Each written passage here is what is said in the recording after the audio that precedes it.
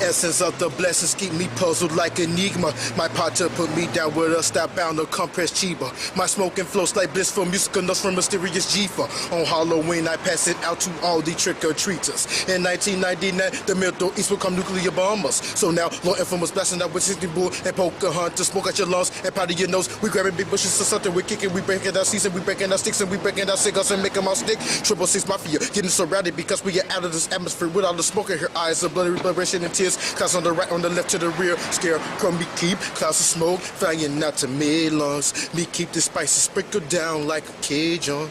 Something like that there.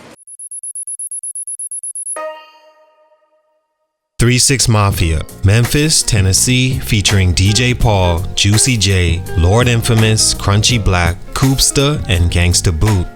Rest in peace, Infamous, Coop, and Boo. Today's feature is a hip-hop rap group that initially formed in the early 90s and throughout the decade added more and more members as time went on. Their influence along with their music has lasted the test of time, as you can still hear their influence in modern artists like Travis Scott, A$AP Rocky, Maxo Kream, and more. Even producers like Metro Boomin has given credit to the Memphis group for helping shape the artist he's become. 3-6 I remember back in the day as being the group your parents didn't want you listening to. Except their music would pop up everywhere as it was popular with young people, and probably for that very reason, because it was like something you were told to stay away from. Nothing more intriguing to a kid. So 3-6 music was burnt on CDs, headphones were strapped on of course, and off you went into the dark, drug-infested, violent, promiscuous, horrorcore world of 3-6 Mafia's music that some have even claimed to be the soundtrack to some of the most horrific acts of violence like the 1999 Columbine and 2005 Red Lake High School shootings that rocked the nation.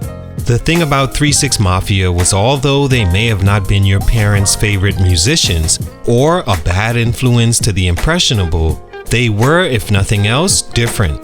To this day, I haven't seen anything quite like 666.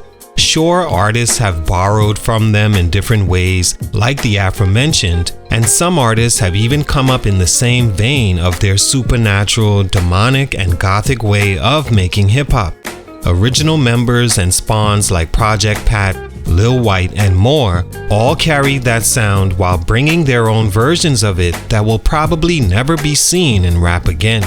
It's almost impossible with the times we're living in and the rap group itself all but being a thing of the past.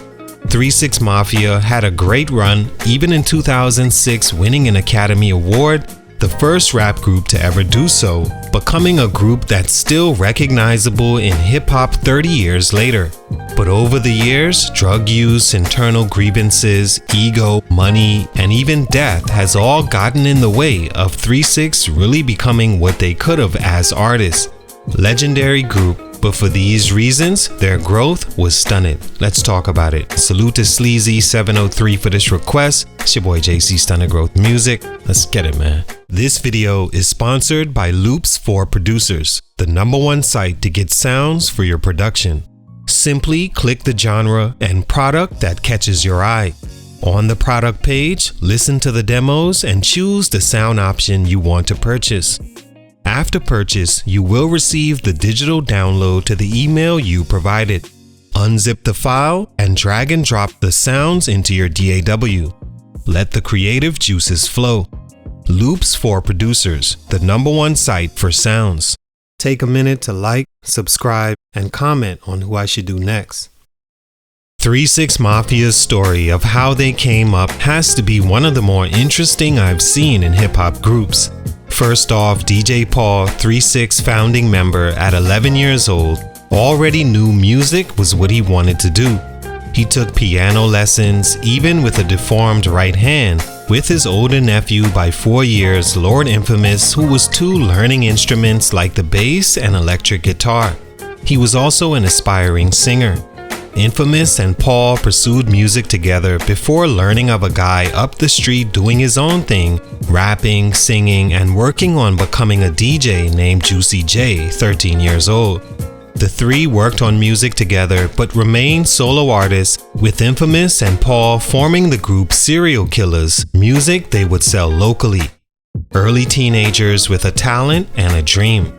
In '93, while freestyling, Lord Infamous rapped a line that referred to his group as 666 Mafia, and from then, they knew that was the name that best represented what they were doing.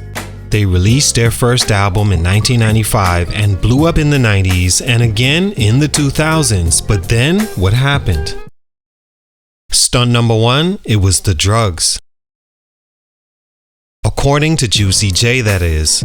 In a 2021 interview with Nas and Miss Info, Juicy said just as much when asked why 3-6 Mafia eventually fell. He says that during the recording process of most their albums, drugs and liquor were heavily involved. That their process in the studio, which on their come up was every day from sunup to sundown recording, they would get in, get high off things like cocaine, meth, weed, and a lot of pills, mixing with the drinking, and that's how creatively they found their zone and were able to go on all day. That process produced a gold album in '97 that also cracked the top 40, their first platinum album in 2000 with the hits Sippin' on Some Scissor, I'm So High, and Who Run It, two of 3-6's most popular songs. G Herbo decades later would freestyle to the song, and that arguably rejuvenated his career. When the Smoke Clears is regarded as a hip-hop classic and held as one of the best hip-hop albums from the South of all time. Another gold album in 2003 and their second platinum release in 2005, Most Known Unknown, that became their most successful album to date with the most hit songs like Stay Fly, Side to Side, and Poppin' My Collar. By then, the group had already lost Gangsta Boo, who left in 2001 because she didn't want to participate in certain 3-6 activities anymore and because she wanted to clean up her music. Boo was a female version of what that brand represented and did it like only she could. Her voice was too dope back then. She was replaced by LaChat for a while, but losing Boo was a huge loss for 3-6. Koopsta, of course, died in 2015, suffering a stroke at 40 years old. Lord Infamous also left in 2005 and died of a heart attack at 40 years old as well in 2013. In 2023, Boo died of an alleged overdose at 43, leaving one to believe the heavy drug use finally caught up to them. Juicy said that drugs made them fight constantly and not be on the same page, which broke up the group and may have even came back to collect a few lives. Stunt number 2, internal issues. Whether drugs made members speak with a clear mind or caused clear intentions to show, 3-6 Mafia by 2006 had unofficially broken up, with Crunchy Black the last to leave, citing he didn't feel he was being treated with the same loyalty he showed the group. Crunchy was always the entertainment of the group more than an MC. Of course he rapped, but he mainly showed off his dance moves in the group's heyday and was like an enforcer to make sure wherever Paul and Juicy went, they were safe. He says when it came time for him to be repaid, like incidences where money was involved, he'd have to pay his own way for hotels, travel expenses, and more. For his protection and loyalty, he felt he deserved a little bigger piece of the pie, but more importantly, more loyalty and respect. In 2006, he left to pursue a solo career that never really took off. By then, it was just Juicy J and DJ Paul, who by that point were toward the end of a comfortable career and in position they didn't need to push the group 3-6 any longer. Instead, branch off to do their own thing. Juicy J signed with Wiz Khalifa's Taylor Gang in 2011 as he moved away from the 3-6 horrorcore dark sound for a more party, upbeat career resurgence. DJ Paul continued to release music as well, but never really blew up as a solo artist. Stunt number 3, a new era. I would say around the late 2000s, beginning of the 2010s, the horrorcore 3-6 sound had passed. with social media and everyone watching each other to point out all the negatives their music brings to society, made a lot of things we used to love and be able to do change. In the modern era, a sound like 3 6 Mafia would not be able to survive without receiving lots of backlash for their controversial lyrics and actions, and even facing being cancelled.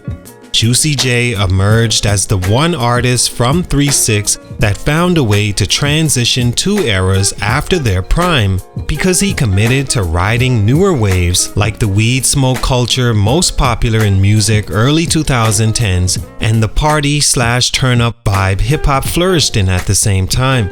In this era, I couldn't see Crunchy Black or Lord Infamous putting out their kind of music and having success outside the underground. As time went on, they became less mainstream as individuals and as a group. All in all, 3 6 Mafia were some of the pioneers of the horrorcore sound, along with Kool Keith and the Ghetto Boys.